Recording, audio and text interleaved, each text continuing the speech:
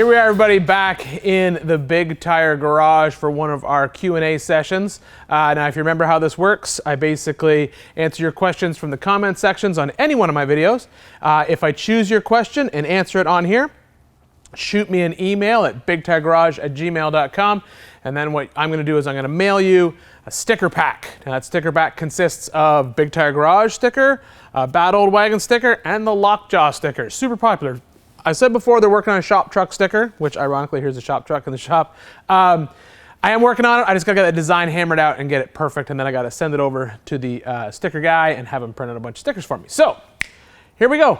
Without further ado, let's jump into these questions. Okay, so today, 3 questions. Here we go. First question comes from, this is from Hollywood 61. Question for next week. Other than yourself, who out there is building the best or coolest rigs right now? Man, that's a good question because there's so many people building cool rigs right now because SEMA is coming up and we see a lot of people sort of leaking out what they're bringing to SEMA this year. So my answer is probably going to surprise you.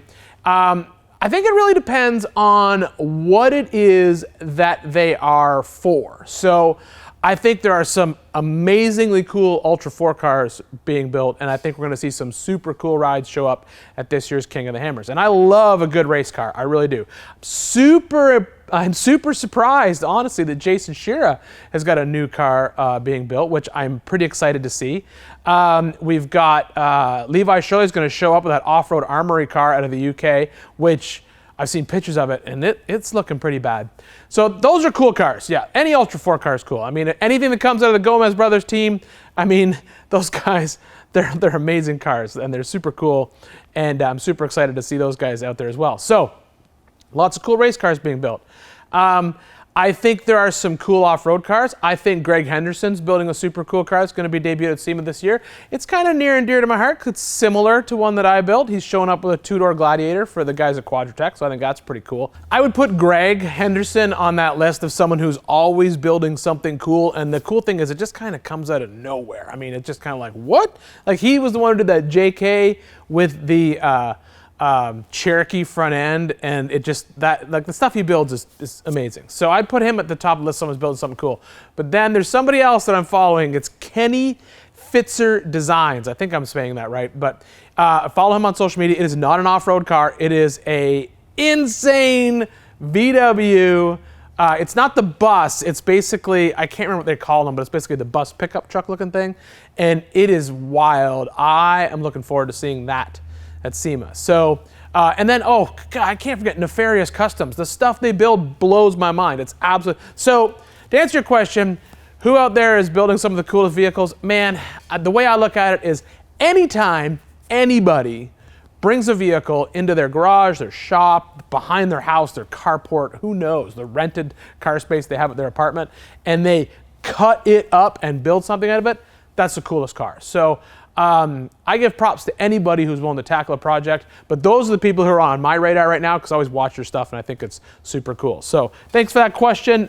Make sure to send me an email and I'll get you out a sticker pack. So now, next question. Here we go. Next question is, Jeff the Handyman. Hey Ian, whatever happened to the 6x6 zombie Suburban? So that's a good question, and I think I'm going to add this to every one of my Q&A sessions. You know, what happened to X project? So this one's going to be what happened to the 6x6 zombie Suburban. So for those of you who don't know, on my old TV show, I had a Suburban body. I built a custom chassis for it. I put a Cummins 12 valve in it, a ZF6 transmission. I was going to get a 205, and then we were doing true 6-wheel drive with 2 14 bolts in the back, and then the front was a big old Dana 60. And we were building that on 46-inch tall tires with portals at the end of each wheel, and it was so close. You know, the chassis was done, and then I was asked to leave the show. And when I was asked to leave the show, that meant that the project wasn't going to be done by me. They were the new hosts. We're going to have to finish it. And the decision was made at that point in time. They were just going to cut it up and sell it for parts. So they took that project. They literally took a cutting torch to it, chopped it all up, put the parts on Facebook Marketplace and Craigslist, sold them all dirt cheap. I tried to buy the actual truck itself. I tried to actually get my hands on it through a third party, like tried to buy it or have a friend buy it, and then I was going to buy it from him. But it just didn't work out. I couldn't get it. They wouldn't sell to me. And so that project just, unfortunately, it just died. It's unfortunate. Would I do another one like that? Yeah, I absolutely would love to. The problem is I mean, 6x6, so many people have done them now. When I did that one, there was only a couple floating around out there. Now it's a pretty common thing to see the 6-wheel drive stuff. So I'd have to do another spin on it. I don't know what it would be. But unfortunately, the 6x6 Suburban chopped up, sold for parts. Not my decision.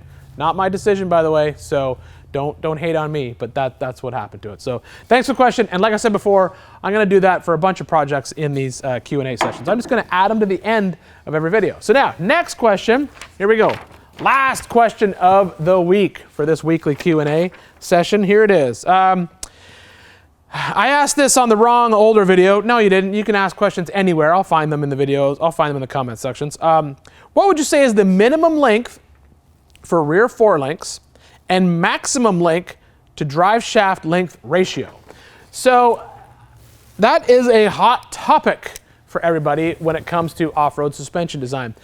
I don't think that there's a minimum length to rear forelinks. I mean, if you look at Jeeps, a lot like a JK, the rear link is maybe this long, like maybe 24, 26 inches at the most.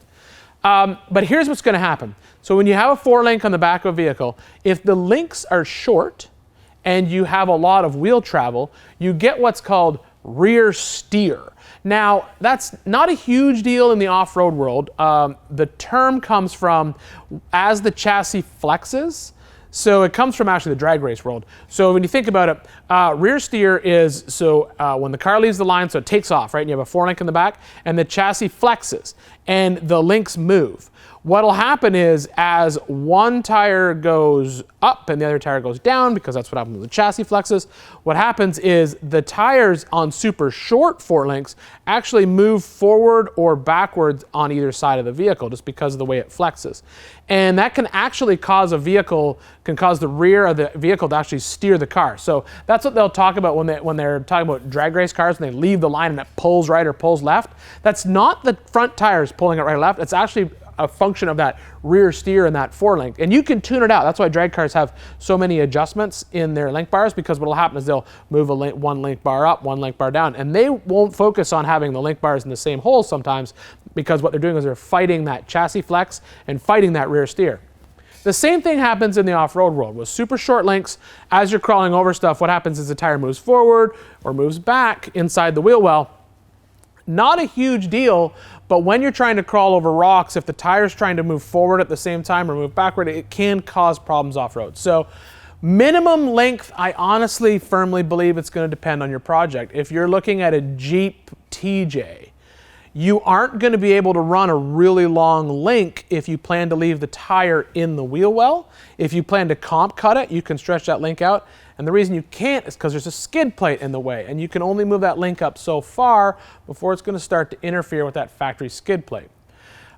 Length of the link to the drive shaft, that is actually a very interesting question, because what I try to do on my vehicles, if I'm building like a tube buggy, if I'm building something where there's no body in the way and I have free rein on suspension, what I try to do is I try to basically have my transfer case output, both front and rear, even if it's a two-piece front shaft, I try to have the outputs land in the same pivot point as my rear links.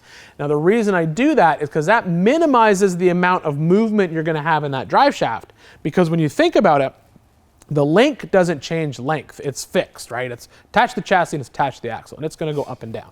The drive shaft, if it's in the same plane as that front link mount, and then very close to the same plane as the rear link mount, because most of the time on the rear of the car, we're mounting the link on the front side of the axle, and then you have your drive shaft. So there's maybe only a 2 to 3 inch difference in that.